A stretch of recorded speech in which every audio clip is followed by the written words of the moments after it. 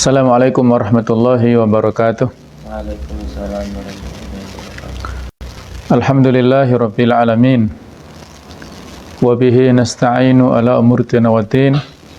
Asyhadu an la ilaha illallah wahdahu la syarikalah wa asyhadu anna Muhammadan abduhu wa rasuluh la nabiyya ba'dah.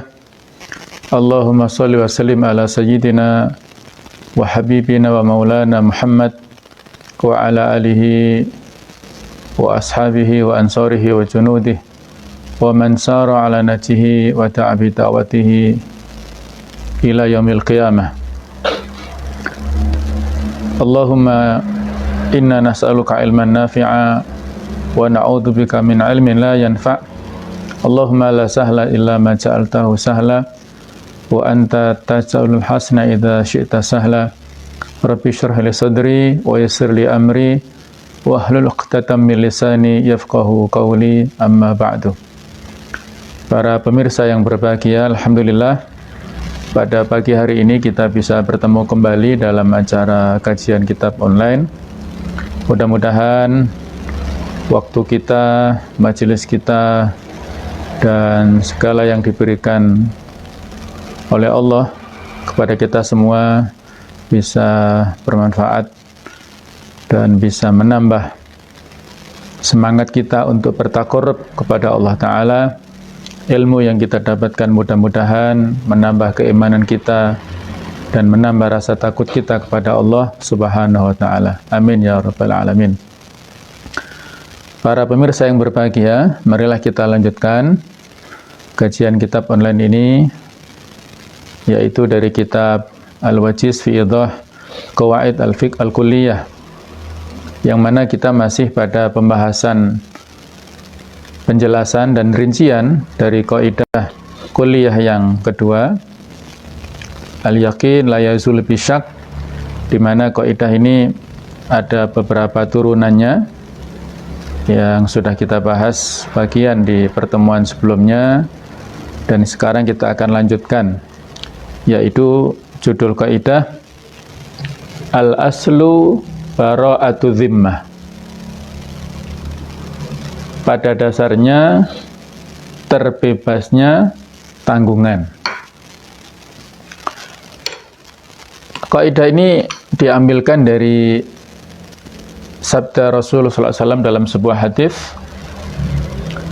yang diriwayatkan oleh para imam hadis, yaitu Imam Bukhari, Imam Muslim, Imam Ahmad, Imam Abu Dawud, Imam At-Tirmidzi, Imam An-Nasai, dan Imam Ibnu Majah.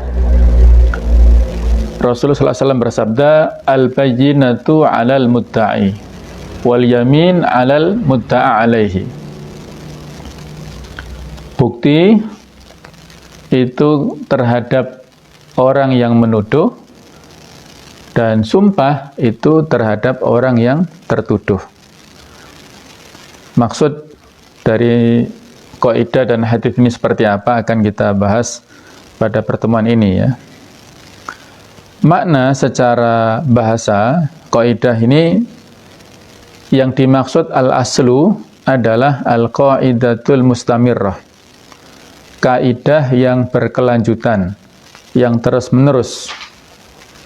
Sedangkan az-zimmah, yang dimaksud dengan az-zimmah secara bahasa adalah al-ahdu wal amanu, janji dan amanah. Idh anna naqdhal ahdi wal amani mujibun lidzam. Apa korelasi antara kata-kata zimmah yang secara bahasa adalah berarti janji dan amanah dengan istilah zimmah ini?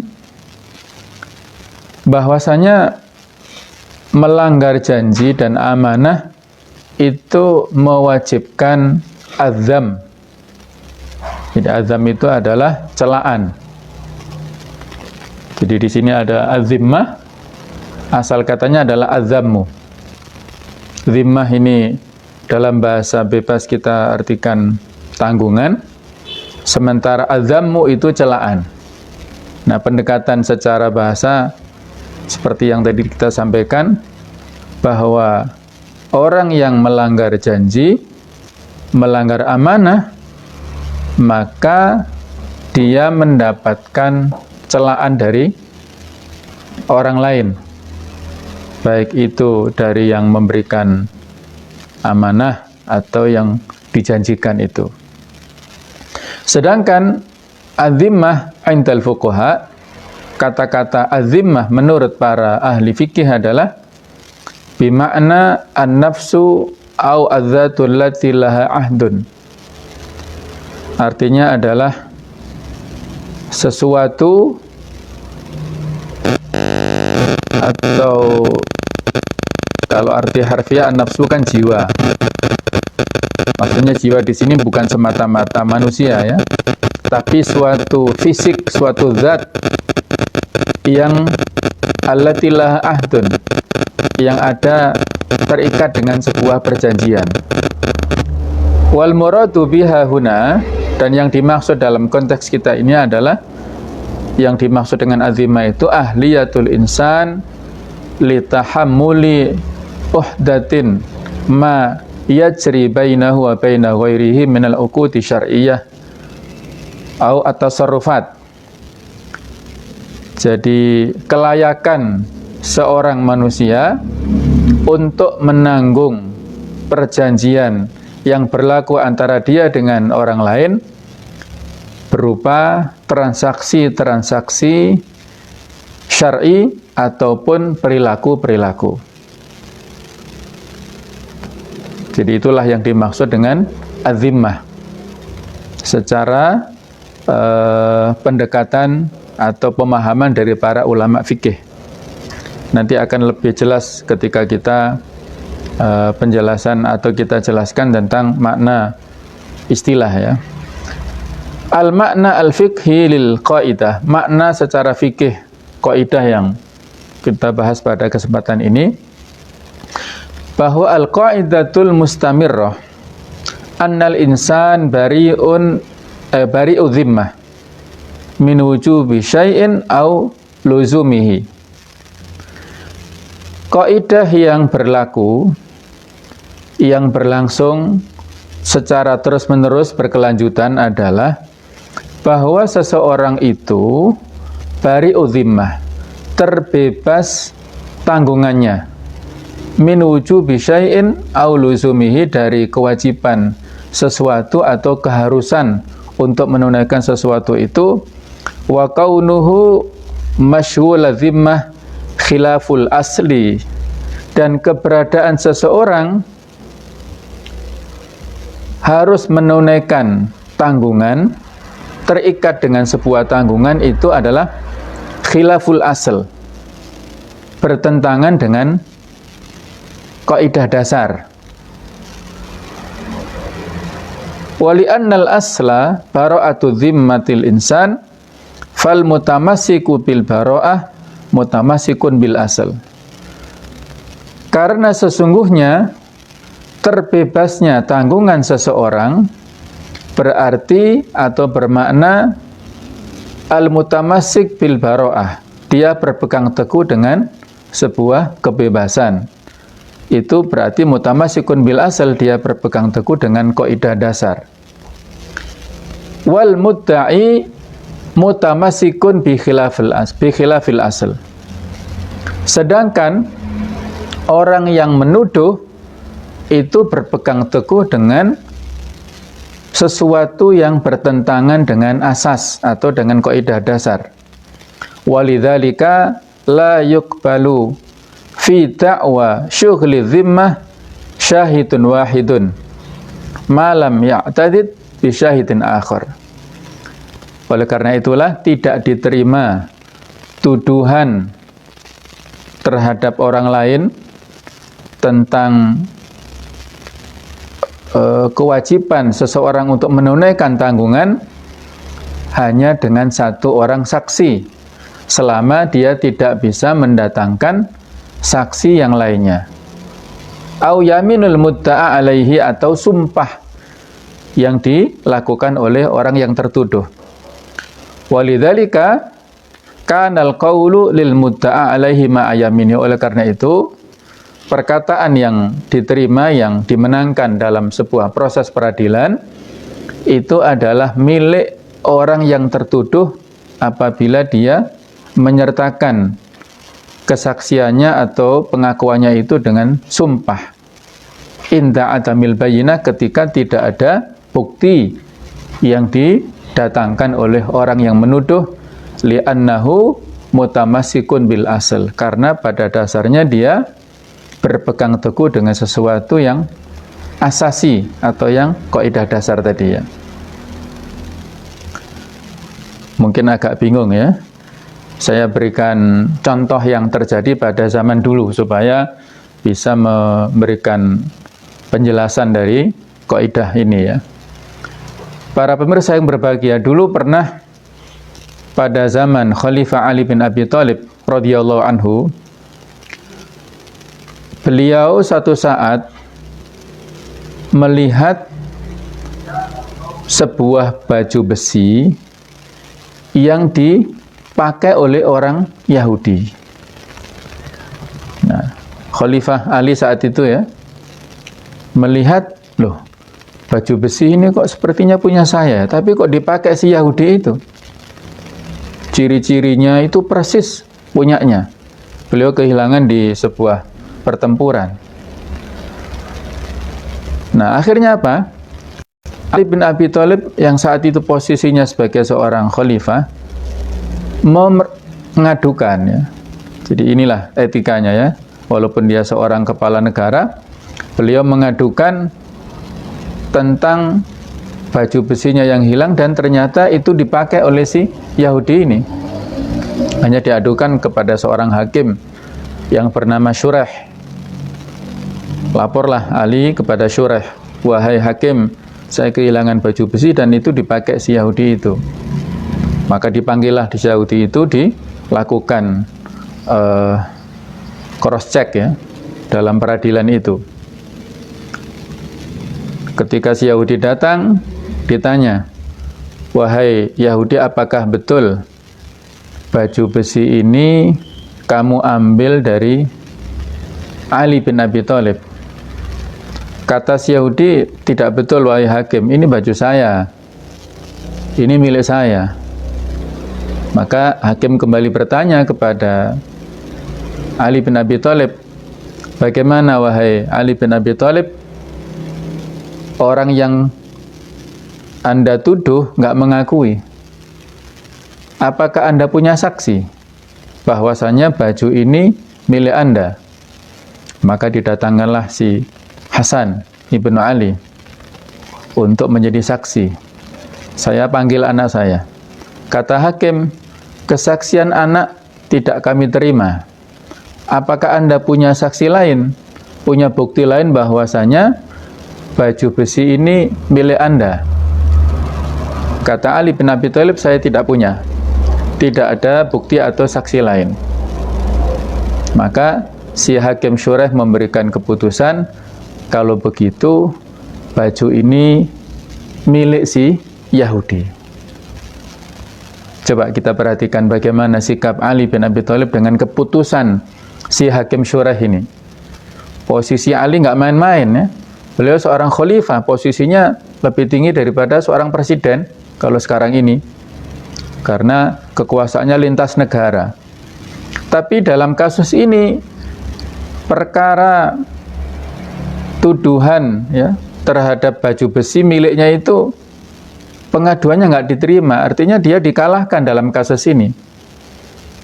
Nah, karena Ali sudah percaya dengan si hakim, beliau menerima keputusan si hakim walaupun itu merugikan bagi seorang Ali bin Abi Thalib. Ya, kata Ali, saya terima, silakan diambil oleh si Yahudi itu karena saya nggak ada bukti lain, nggak ada saksi lain. Maka diambillah baju besi ini oleh si Yahudi. Nah, selesai pengadilan, sudah tuntas. Di luar pengadilan, si Yahudi ini sangat takjub dengan konsep peradilan ya, praktek peradilan yang diterapkan dalam Islam. Dia seorang non-muslim dan dia sangat simpatik dengan model peradilan yang seperti ini, yang asasnya itu keadilan, tidak ada tendensius. Semua orang dalam posisi berperkara sama, antara dia yang rakyat biasa, bahkan agamanya non-muslim, melawan seorang khalifah, seorang kepala negara. Maka di luar peradilan, si Yahudi mengatakan, wahai Ali bin Abi Thalib, Anda benar, sesungguhnya ini baju Anda yang saya curi dari medan peperangan. Saya tertarik, saya ambil gitu ya, saya miliki. Dan karena saya tertarik dengan model peradilan Islam yang begitu adil seperti ini, maka saya bersaksi, la ilaha illallah wa anna Muhammad Rasulullah. Saya masuk Islam, wahai Ali. Diserahkanlah baju itu kepada Ali. Nah, karena Ali bin Abi Thalib bergembira dengan masuknya Islam si Yahudi ini, maka Ali mengatakan, wahai saudaraku, karena Anda sudah masuk Islam sekarang, sebagai wujud apresiasi saya, rasa syukur saya, Allah telah memberikan hidayah pada Anda, maka saya kembalikan baju besi ini, silahkan Anda pakai sebagai hadiah dari saya. Kurang lebih seperti itulah ya. Pemirsa yang berbahagia, kisah yang singkat yang bisa memberikan gambaran kepada kita ya, betapa Islam itu adalah agama yang berasas keadilan, al-adalah. Tidak membedakan antara seluruh level masyarakat yang ada di bawah naungan Daulah Islamiyah itu. Semuanya sama di dalam menghadapi persoalan hukum itu.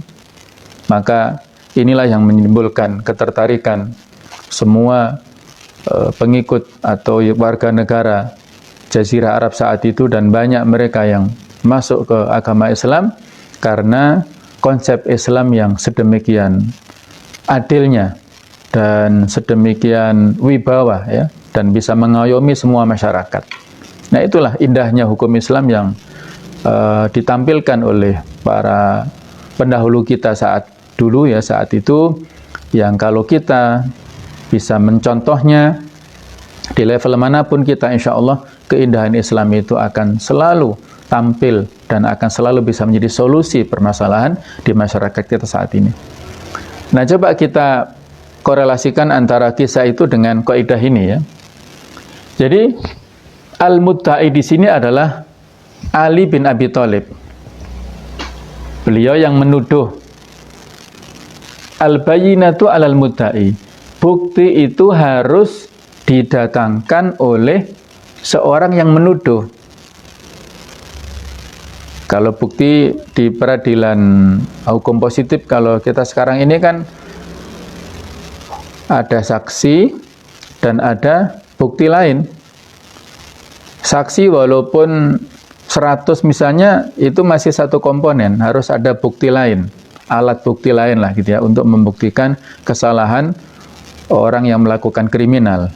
Nah, kalau dia nggak bisa mendatangkan dua alat bukti ini, maka tertolak. Nah, orang yang menuduh kepada orang lain melakukan tindakan kriminal itu harus mendatangkan al-bayyinah.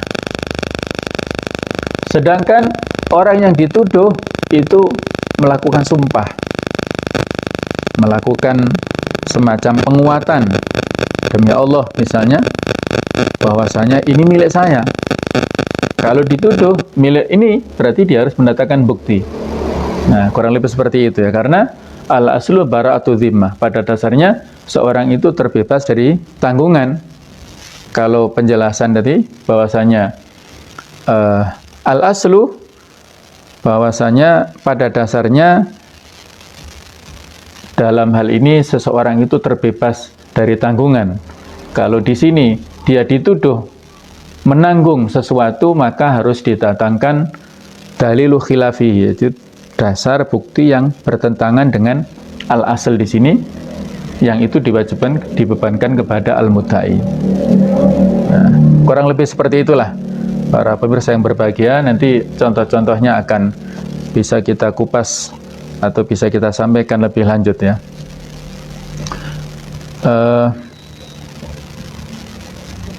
Ada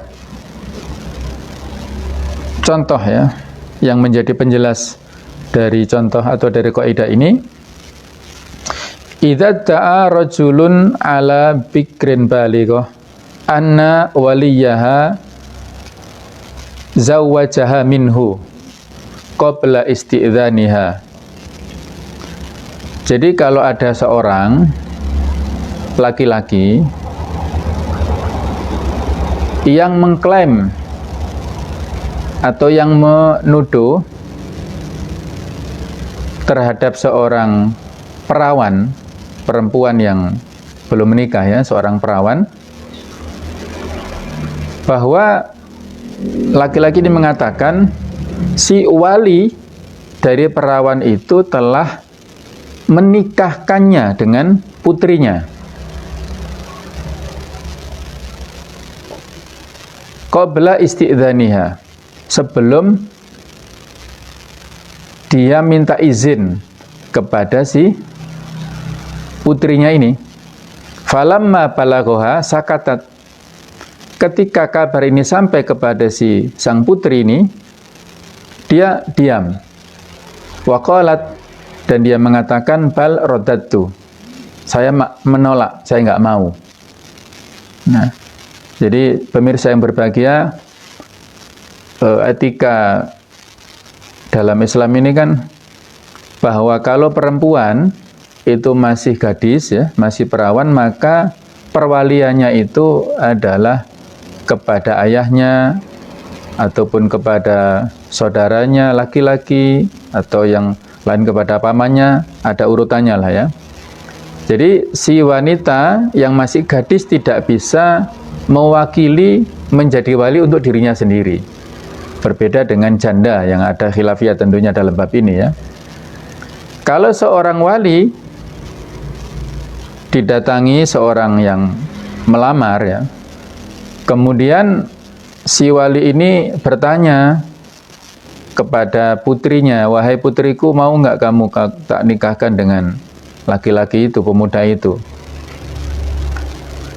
Kalau perempuan ini diam, nah, itu berarti menunjukkan izin darinya. Jadi wasukutuha wa idnuha sukutuha. Jadi izinnya itu adalah diamnya itu. Mungkin karena masih malu atau karena dia masih bagaimana. Tapi kalau dia diam dalam beberapa waktu ya, sudah dikasih kesempatan nggak memberi jawaban, berarti dia menunjukkan ridhonya. Nah, kalau ada kasus seperti itu ya, si putrinya itu diam, tidak memberikan jawaban iya atau menolak lamaran dari pemuda itu, maka berarti diterima. Nah, di sini ya ada perbedaan pengakuan bahwa si laki-laki, si pemuda itu yang melamar lewat walinya itu mengaku telah dinikahkan oleh walinya ya sebelum minta izin si putrinya itu. Dan pada saat itu si putrinya diam. Nah, sekarang sudah memberikan pengakuan, dia menolak. Fal qaulu laha fir rajih. Nah, kalau ada perbedaan dalam hal ini, maka al qaulu laha, perkataan yang dimenangkan itu adalah laha, untuk si gadisnya ini, secara atau menurut pendapat yang rajih, yang kuat ya. Li'anna zauj yadda'i sukutaha, karena si suami itu yadda'i sukutaha, mengklaim atau menuduh diamnya si wanita. Liyatamallak bi'dhaha min ghairi dhahirin ma'ahu, untuk memiliki atau untuk mendapatkannya, untuk menikahinya tanpa ada yang dohir, yang jelas bersamanya. Wahiyatun kiru, nah, sementara si gadis ini mengingkarinya. Wadhahiru wal istimraru alal halah al-mutayakkinah ay al-mutayakkinah wa hiya adamu urudi milkin 'alaiha alladhi huwal asl. Sedangkan hukum dohir yang berlangsung itu adalah, atau yang diyakini adalah adamu urudi milkin 'alaiha, tidak adanya keberadaan, kepemilikan kepada wanita ini, yang itu adalah hukum asal. Jadi pada dasarnya si laki-laki ini orang lain, bukan suami dari si gadis ini. Sehingga ketika ada konflik, ada masalah, ada pertentangan, ada perbedaan, maka hukum asalnya adalah dia, perempuan ini bukan istri daripada si laki-laki itu. Fakanat hiya mutamassikatun bi asli makna wa huwa dhahir. Jadi si perempuan ini berpegang teguh kepada hukum asal, yaitu makna secara dhahir, dia masih bujangan, belum bersuami. Fakanal qaulu laha, maka perkataan yang diambil adalah si perkataan wanita ini. Kal muwadda atau kal muwaddi yadda'i raddal wadi'ah. Ilustrasinya adalah seperti orang yang menitipkan sesuatu yang menuduh tentang belum dikembalikannya titipan yang dititipkan kepada seseorang. Jadi ada orang yang mungkin sudah pernah kita singgung ya, bahwa kalau ada seorang yang menitipkan barang kepada orang yang dititipi, kemudian ada perbedaan di sini. Orang yang menitipkan mengaku belum dikembalikan ke dia, orang yang dititipi itu mengaku sudah mengembalikan kepada yang menitipkan. Maka di sini yang qaul yang dimenangkan adalah mudda'i ar-rad, orang yang sudah mengaku sudah mengembalikan itu. Ya. Jadi karena dia asalnya terbebas daripada tanggungan. Jadi yang dimenangkan adalah pengakuan daripada orang yang mengembalikan itu. Kecuali kalau ada bukti lain daripada penitip, bahwasanya misalnya ya ada dokumentasi atau ada apa-apa yang mana membuktikan bahwa yang dititipi ini belum mengembalikan tanggungan kepada orang yang menitipkan itu. Jadi kalau seperti itu berbeda lagi ya. Contoh yang lain adalah ada perbedaan dalam hal harga ya.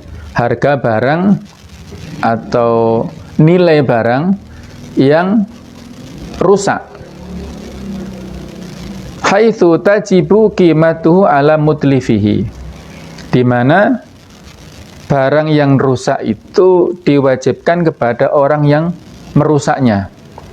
Kal musta'ir ya, seperti orang yang meminjam. Ataupun orang yang ghasab ya, orang yang mengambil tanpa izin. Kemudian juga orang yang dititipi tetapi dia tidak menjaga dengan baik. Fal qaulu qaulul gharib ma'a yaminihi. Maka perkataan yang menjadi standar adalah perkataan orang yang hutang disertai dengan sumpah, li'annal asla bara'atu dhimmatihi mimma zada. Karena pada dasarnya adalah terbebasnya seseorang dari tanggungan yang melebihi batas ketentuan. Jadi kalau misalnya ada si fulan ya, si A menitipkan barang kepada si B, tapi si B ini tidak amanah, mungkin tidak menjaga dengan baik, kemudian hilang atau rusak ya. Akhirnya apa? Si A ini minta ganti rugi. Nah, ganti rugi berapa yang diputuskan itu berdasarkan pengakuan daripada si orang yang dititipi ini. Dia dulu titip berapa atau senilai berapa.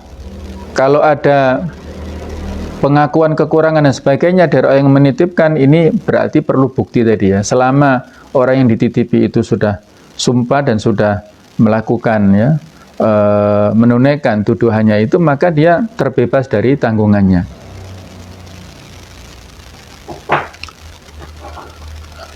Jadi itulah contoh penjelasan dari kaidah al-aslu bara'atu dhimmah. Pada dasarnya seseorang itu terbebas dari tanggungan.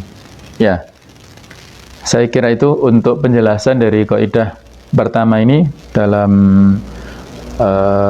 penjelasan ataupun rincian dari kaidah al-yakin la yazulu bi syak. Insyaallah akan kita lanjutkan berikutnya al-aslu al-adam, ya, yaitu penjelasan kaidah yang sesudahnya.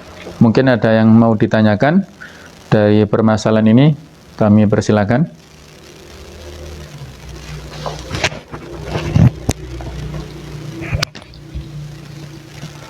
Syukran Ustadz untuk kesempatannya. Seperti yang pernah disampaikan Ustadz bahwa ada ayat masih dan ayat mamsuh ya.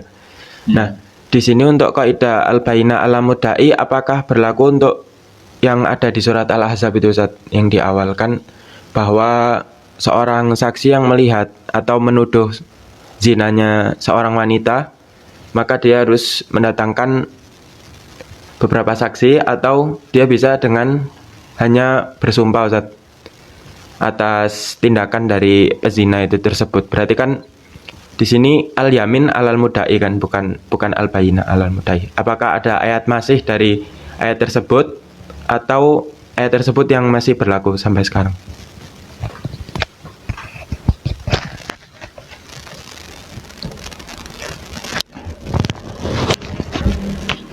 Ayatnya dibaca. Baik ya, pertanyaannya bagus ya. Jadi ini peristiwa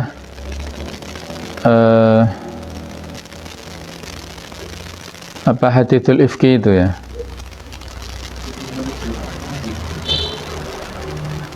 Al-Ahzab atau An-Nur? An-Nur itu.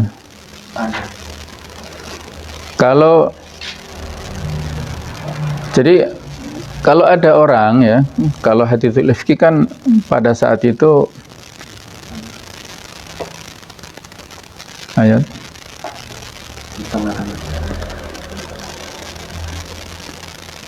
enam ini, walladzina yarmuna azwajahum. Oh ya. Jadi surat An-Nur ya, ini beda sama hadithul ifki ya. Jadi surat An-Nur ayat 4, walladzina yarmunal muhsanat tsumma lam ya'tu bi arba'ati syuhada fajliduhum thamanina jaldah. Dan orang-orang yang menuduh, laki-laki maksudnya, orang-orang laki-laki yang menuduh ada perempuan-perempuan al-muhsanat yang menjaga harga dirinya, menuduh berzina maksudnya, dan dalam istilah fikih adalah al-qadhaf ya. Tsumma lam ya'tu bi arba'ati syuhada, kemudian mereka tidak bisa mendatangkan 4 orang saksi. Fajliduhum thamanina jalda, maka cambuklah mereka sebanyak 80 kali cambukan. Wala taqbalu lahum syahadatan abada, dan janganlah diterima kesaksian mereka selamanya. Wa ulaika humul fasikun, dan mereka itulah orang-orang yang fasik. Jadi al-qadhaf ini ya, orang yang menuduh seorang perempuan muhsanah ya, yang berzina, itu harus mendatangkan saksi. Ini justru memperkuat di sini. Jadi yang dimaksud al-bayyinatu tadi, di antara bentuknya adalah syuhada tadi. Kalau dalam proses atau kasus perzinahan itu kan 4 orang saksi, kan al-mudda'i. Yarmuna di sini berarti kan dia menuduh. Jadi dia harus mendatangkan saksi, al-bayyinatu. Dia harus mendatangkan bukti. Nah, kalau khusus masalah zina harus 4 orang saksi, tidak boleh hanya sekedar bukti foto atau bukti gambar, nggak boleh, harus 4 orang saksi. Nah, jadi justru ini memperkuat hadis ini ya, memperkuat kaidah ini. Orang yang menuduh orang lain, perempuan tadi berzina, maka dia harus mendatangkan saksi. Yang dituduh ketika dia bersumpah maka terbebas dari tuduhannya itu. Nah, ini justru memperkuat ya. Jadi masalah ini al-qadhaf ini juga termasuk dosa besar ya. harus dihindari. Tidak boleh seseorang itu menuduh asal-asalan tanpa bukti ya. Itu bisa jadi fitnah ya. Ini pernah terjadi pada zaman Imam Malik, yaitu di Madinah ya. Jadi ada seorang jenazah yang meninggal dunia. Nah, pada saat dimandikan jenazah ini, tangan orang yang memandikan itu tidak bisa lepas dari fisik jenazah yang dimandikan itu, nempel terus. Bingung ya, orang-orang bingung mau gimana ini ya, apa ini masalahnya ini, dan mereka bingung dari solusi. Karena kalau orang yang memandikan tangannya menempel ke fisik mayit ya, jenazah ini kan susah. Kalau tangannya yang hidup dipotong kan kasihan juga ya, nggak bisa, aduh kasihan. Kalau dagingnya orang yang mati itu dipotong juga nggak boleh, karena etikanya kita harus memperlakukan jenazah orang yang mati itu seperti dia masih hidup. Artinya auratnya juga tertutup, fisiknya juga nggak bisa atau nggak kita ambil ya. Artinya ini nggak ada solusi lah, mentok. Akhirnya apa? Orang-orang utusan itu datang minta fatwa kepada Imam Malik bin Anas yang saat itu adalah sebagai mufti di Madinah. Maka datanglah Imam Malik ke lokasi itu dan bertanya kepada si yang memandikan, wahai si fulan, apakah kamu pernah melakukan kesalahan kepada si mayit ini yang belum kamu minta maaf kepadanya? Diingat-ingat apa ya kira-kira kesalahannya? Maka diingatlah, betul wahai Imam Malik, saya pernah menuduh dia berzina dan saya tidak bisa mendatangkan buktinya. Nah, maka Imam Malik memberikan fatwa, kalau begitu kamu harus dicambuk 80 kali cambukan. Nah, karena sudah nggak ada solusi lain dan dia ridho ya, nggak apa-apa, saya ridho, asalkan untuk kemaslahatan saya, kemaslahatan jenazah ini saya ridho. Akhirnya apa? Dia dicambuk sebanyak 80 kali cambukan, dan alhamdulillah selesai pelaksanaan cambuk itu, dia atas izin Allah tentunya bisa melepaskan diri tangannya dari si jenazah ini. Nah, pemirsa yang berbahagia, ini contoh ya, bahwasanya dosa yang kita lakukan terhadap sesama manusia ini konsekuensinya lebih berat ya. Kalau kita berbuat kesalahan kepada Allah kan dengan 3 syarat itu sudah terpenuhi, sudah bisa taubat kita diterima insya Allah ya. Dengan mengakui kesalahan kita, menyesali dan berjanji tidak mengulangi lagi ya. Tapi kalau dosa yang terkait dengan hukuk adami, sesama manusia, dosa-dosanya, maka harus kita minta kehalalannya, minta maaf kepadanya. Tapi karena orang ini sudah meninggal, nggak bisa kita minta maaf ya. Akhirnya itu tadi, ada konsekuensi yang harus ditanggung, yaitu sesuai dengan surat An-Nur ayat yang keempat ini ya. Nah, itu kurang lebih kisah yang bisa kita jadikan sebagai inspirasi untuk jangan sampai kita membuat tuduhan-tuduhan yang tanpa bukti, fitnah-fitnah ya, kemudian menyebarkannya tanpa tabayun terlebih dahulu. Ini bahaya ya. Era media sosial saat ini banyak sekali bertebaran berita-berita palsu. Kalau kita tidak verifikasi ya kepada penyampai berita itu dan kita langsung menyebarkannya, maka kita bisa jadi termasuk yang terlibat ya di dalam kebohongan seperti itu. Kalau dulu ada istilahnya hadis maudhu ya, hadis palsu. Yang hadis palsu ini posisinya sebenarnya bukan hadis. Dia hanya perkataan ulama yang diklaim itu qala Rasul, qala Nabi ya. Tapi itu perkataan ulama itu sendiri dalam rangka untuk memberi motivasi kepada umat saat itu agar mereka tekun beribadah, ya, tekun untuk takarrub kepada Allah dengan diberikan motivasi-motivasi pahala fadilah dari amal tertentu. Tapi itu bukan hadis Nabi, hanya perkataan dia, tapi disandarkan kepada Rasulullah SAW. Nah, itu bukan hadis dan hukumnya terlarang, ya. Man kadzaba alayya muta'ammidan falyatabawa maq'adahu minan nar. Barang siapa yang sengaja berdusta atas namaku, maka hendaklah bersiap untuk menempati tempat duduknya di neraka nanti. Jadi hadis palsu itu dampaknya sangat berat, ya. Kalau kita menerima hadis palsu ini tanpa verifikasi dan kita tidak menyebutkan kepalsuannya kepada orang lain, maka kita berarti ikut terlibat dalam kebohongan itu.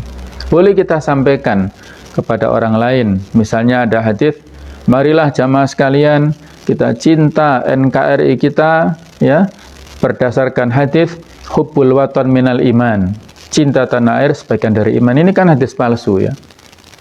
Kalau kita jadikan dalil, nggak boleh. Kita boleh menyampaikan, tapi harus menyebutkan kepalsuannya. Kita harus cinta kepada Indonesia berdasarkan hadis palsu yang bunyinya hubbul watan minal iman. Nah, kalau seperti itu boleh, ya. Artinya bukan berarti mencintai tanah air tidak wajib, tidak harus, bukan, ya. Tetapi jangan berdasarkan hadis itu. Masih ada dasar-dasar lain, ya, yang kita jadikan sebagai hujjah dalam rangka untuk cinta kepada tanah air kita, NKRI kita, nasionalisme kita, itu harus kita miliki, ya. Nabi sendiri adalah orang yang sangat nasionalis, yang sangat cinta dengan Mekah. Seandainya mereka nggak mengusir Rasulullah dari Mekah, maka beliau nggak akan meninggalkan Mekah itu. Beliau sangat cinta dengan tanah airnya. Itu wajib, ya. Itu wajib. Tapi jangan berdasarkan hadis yang maudhu seperti itu. Ya, Allah a'lam bishawab, ya. Itu tambahan untuk masalah ini. Baik, kita lanjutkan dulu, ya. Mumpung waktu masih ada. Poin berikutnya adalah al-aslu al-adamu. Pada dasarnya perkara kaidah yang berlangsung, yang berlaku itu adalah al-adamu. Sesuatu itu tidak ada, al-adam, ya. Atau bahasa lainnya al-aslu fis sifat au al-umur al-aridah al-adam. Pada dasarnya dalam masalah-masalah sifat atau perkara-perkara tambahan yang temporer itu aslinya tidak ada. Nah, ini kita klasifikasikan, ya, bahwanya sifat yang menempel pada segala sesuatu ini bisa berupa perilaku ataupun bisa berupa dagangan atau yang lain-lainnya, ya. Itu secara umum ada dua kategori, ya. Yaitu yang pertama ada sifatun asliyah, sifat-sifat yang asli. Yang kedua sifatun aridah, sifat-sifat yang temporer atau tambahan. Sifatun asliyah hiya makanal aslu wujuduha fil mausuf ibtidaan, yaitu sesuatu yang ada pada barang, sesuatu yang disifati ibtidaan, sejak awal. Misalnya kaunul mabi' sahihan saliman minal uyub, keberadaan barang dagangan, ya. Keberadaan al-mabi', barang yang diperjualbelikan, barang dagangan, sahihan saliman, bagus, selamat dari cacat. Wa kaunu ra'si malil mudharabah ala halihi, dan keberadaan modal usaha dalam bab mudharabah, ya. Artinya di sini ada kongsi antara pemilik modal dengan pelaku usaha. Nah, modal usaha ini pada dasarnya khalian minar ribhi awil khosarah, terbebas dari kerugian ataupun dari keuntungan. Nah, itu maksudnya, ya. Jadi sifat asli. Sedangkan sifatun aridah, sifat temporer atau tambahan, hiya sifatul asl adamu wujudiha fil mausuf, yaitu sifat-sifat yang sebenarnya tidak ada sejak awal pada barang yang disifati itu, walam yattasih biha ibtidaan, ya, sebenarnya tidak ada sejak awal, seperti kal aib, cacat, fil mabi, pada barang dagangan, waribhi wal khosar fi malil mudharabah, ataupun keberadaan untung maupun kerugian pada harta yang dilakukan praktek mudharabah, kerjasama dalam hal jual beli tadi. Nah, contoh dari kaidah ini adalah lau ishtara syakhsun min akhar farasan aw sayyarah. Seandainya ada seorang yang membeli dari orang lain berupa kuda tunggangan atau mobil, wa tasallamahu, dia menerimanya barang dagangan tersebut, ya, si pembeli menerimanya, summa idda'a anna fihi aiban, kemudian setelah proses, ya, jual beli sudah selesai, dia sudah bawa ke rumah, mobilnya itu sudah dia bawa ke rumah, tiba-tiba dia mengaku, mengklaim anna fihi aiban qadiman, di dalam barang dagangannya itu ada cacat bawaan. Wadda'a al-ba'i as-salamata minal uyub. Nah, ketika dikomplain kepada penjual, penjualnya mengatakan barang dagangan ini tidak ada cacat sejak awal. Wala bayyinata li ahadihima. Keduanya tidak punya bukti. Nah, tidak ada dokumentasinya, misalnya kalau ada bukti ini kan enak, ya, CCTV di showroomnya misalnya, ya, atau saat transaksi ada CCTV, atau mungkin si pembeli itu moto-moto dari segala sisi misalnya, ya. Ketika di foto itu misalnya, ya, mulus bodi mobilnya itu, kemudian dibawa pulang dan dia komplain, ternyata ada bagian belakangnya pesoknya misalnya. Ketika ditunjukkan, loh ini fotonya aslinya mulus, ternyata ada pesoknya. Nah, berarti yang dimenangkan adalah penjualnya, kan gitu, ya. Tapi kalau si pembeli itu punya bukti, ini fotonya sudah ada pesoknya sejak awal saya beli, berarti yang dimenangkan adalah yang membelinya, ya. Kalau tadi yang menangkan penjualnya, kalau ini yang menang pembelinya. Yang penting adalah siapa yang ngasih bukti. Nah, di sini tidak ada bukti yang menguatkan tuduhan masing-masing. Maka bagaimana kasus ini? Siapa yang dimenangkan? Fal qaulu qaulul ba'i. Maka yang dimenangkan adalah perkataan penjual. Ma'ayaminihi, apabila dia menyertakan itu dengan sumpah. Kenapa? Li'anna sihah minas sifatil asliyah wal asal fiha al wujud. Karena kesahihan atau apa itu as-sihah, selamatnya mobil itu, kalau ini contohnya kita adalah mobil, itu termasuk sifat yang asli tadi, ya. Sifat yang asli. Sedangkan tuduhan aib itu adalah sifat tambahannya. Kalau tidak ada bukti tentang keberadaan sejak awal sifat ini, temporer ini, maka pada dasarnya kita kembalikan pada asli, al-adam. Pada dasarnya tidak ada aib itu.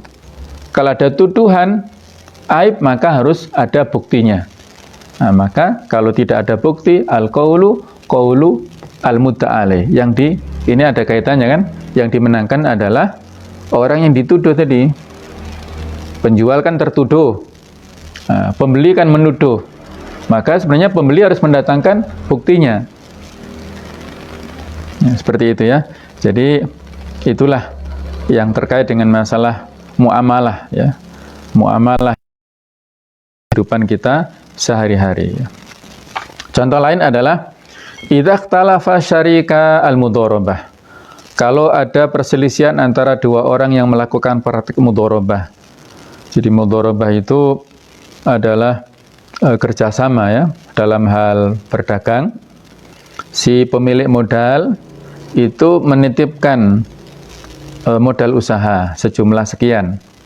Sedangkan pelaku usaha mengelola uangnya itu, nanti ada ketentuan bagi hasil.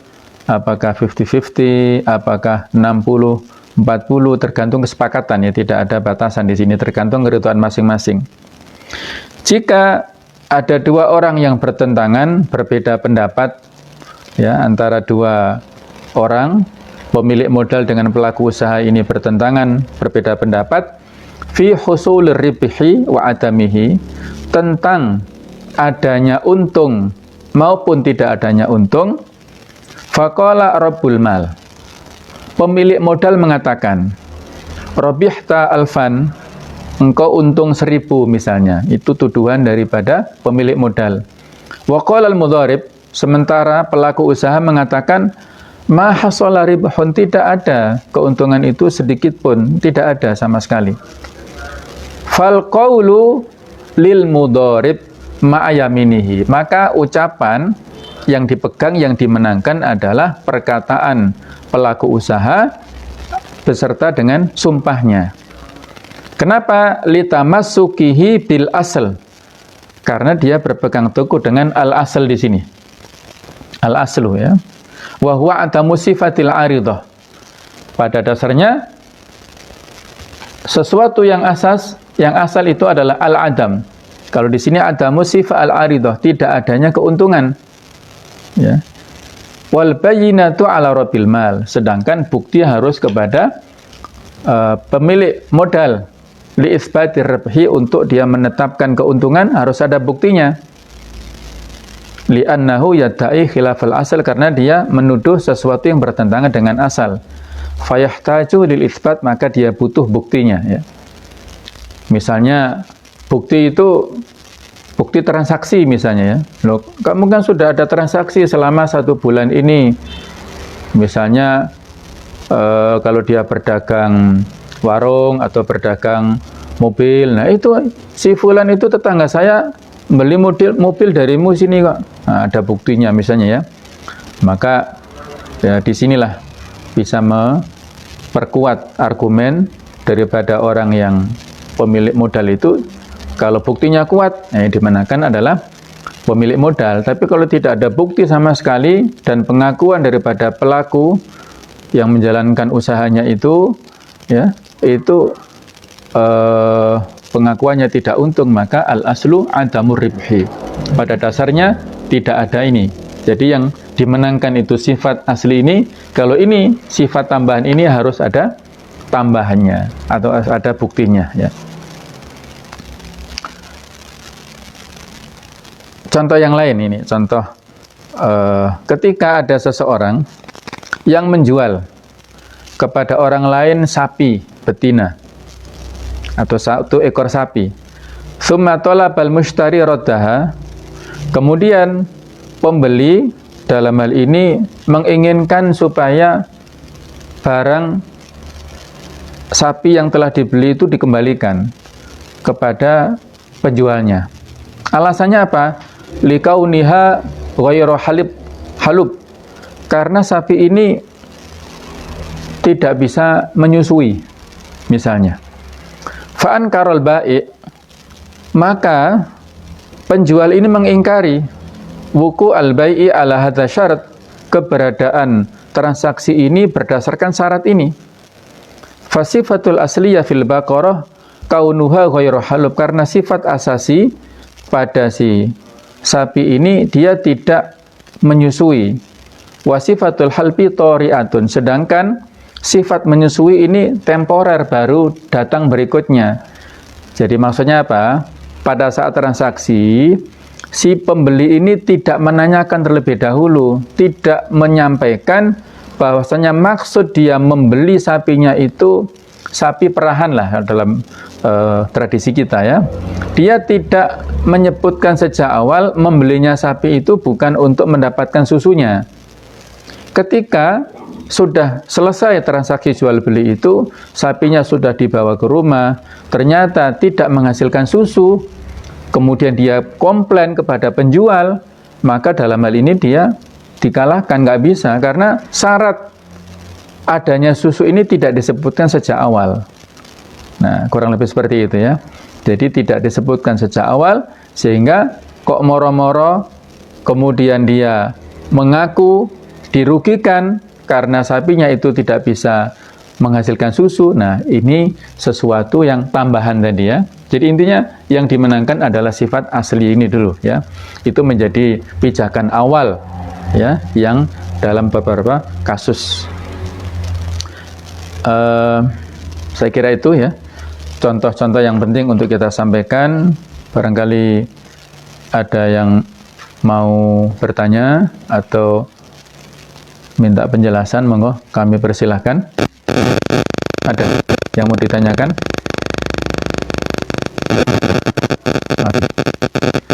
Ya.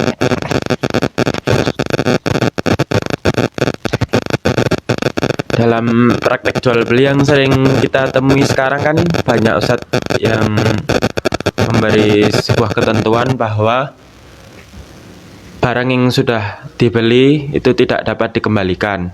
Iya. Nah, apabila pembeli itu kurang cermat dalam membeli ya, saat membeli, lalu juga tidak memperhatikan ketentuan yang ada tersebut, apakah di sini konteksnya pembeli itu seperti terdolimi harusnya kan? Misal ternyata barangnya itu tidak sesuai spesifikasi atau ada yang cacat, tapi karena di sana modalnya itu pertokoannya adalah bukan pertokoan yang ada interaksi langsung dengan penjual, jadi apa namanya, tidak bisa bertanya gitu ya, kayak supermarket itu kan nggak bisa mengetahui barang hingga seluk-beluk barang tersebut. Ketika sudah dibawa pulang lalu digunakan ternyata tidak sesuai, itu bagaimana Ustaz?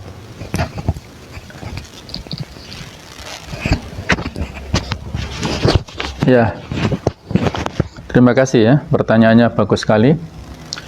Jadi ini kita kembalikan kepada tradisi ya. Nanti ada berlaku hukum al-adatu muhakkamah. Tradisi bisa menjadi hukum ya. Seperti swalayan ini kan ya, tradisinya di masyarakat kita sudah mafhum, walaupun tidak ada komunikasi ya.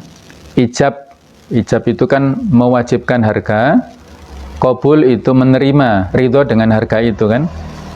Ijab itu bisa dari pembeli, bisa dari penjual ya. Kalau supermarket ini kan ijab dari penjual. Kemudian qabulnya dari pembeli otomatis ya, karena harganya tertera. Kita masuk mau beli alat rumah tangga, ada timba, ada yang lain, ada harganya, berarti itu ijab dari penjual pemilik toko. Qabulnya kita ridho. Nah, kalau ijab dari pembeli itu contohnya ada tawar-menawar ya, di pasar tradisional ya. Ini sayur harganya berapa sekilo? 5.000. Nggak boleh 4.000 dah. Nah, itu ijab dari pembeli ya. Terus penjual mengatakan, yes, nggak apa-apa, bonus. Nah, misalnya, atau ini pelaris, kamu pembeli pertama, berarti ini ridho dari atau qabul dari penjual ya. Itu fleksibel lah, antarodin intinya ya. Nah, itu kembali kepada masalah tradisi. Nah, di sini ya, kalau tradisi kita pada umumnya, dan itu biasanya tertulis di nota ya, barang yang sudah dibeli tidak bisa dikembalikan lagi, itu berarti sebuah syarat yang mengikat. Pembeli harus cermat, ya, syaratnya dia harus cermat sebelum memutuskan, karena banyak pilihan kan. Sebelum dia memutuskan untuk membeli itu, harus cermat, harus survei harga dulu, supaya dia tidak merasa terdolimi, harus teliti ya.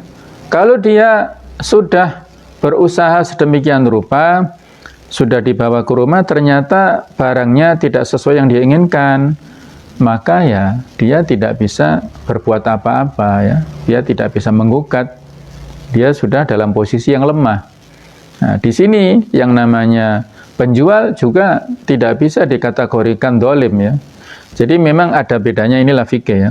Jadi fikih itu ada hukum yang berkonsekuensi positif di dunia, ada hukum yang berkonsekuensi akhirat. Nah, kalau memang ada kasus ya misalnya seperti ini, sebenarnya barang itu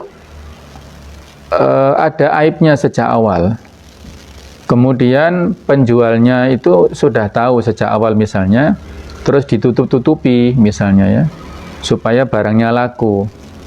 Sementara ketika dibawa ke rumah, pembeli baru tahu barangnya itu ada aibnya. Terus ada perjanjian tadi ya, barang yang dibeli tidak bisa dikembalikan lagi, kemudian dia nggak bisa komplain.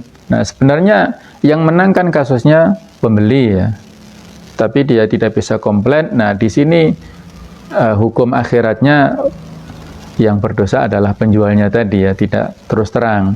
Tapi kalau dia mau dikomplain, itu penjualnya menang ya. Jadi hukum dunia penjualnya menang, hukum akhirat pembelinya yang menang. Nah, nanti terserah pengadilan Allah kan kalau seperti itu ya. Itu sudah kita ikhlaskan saja.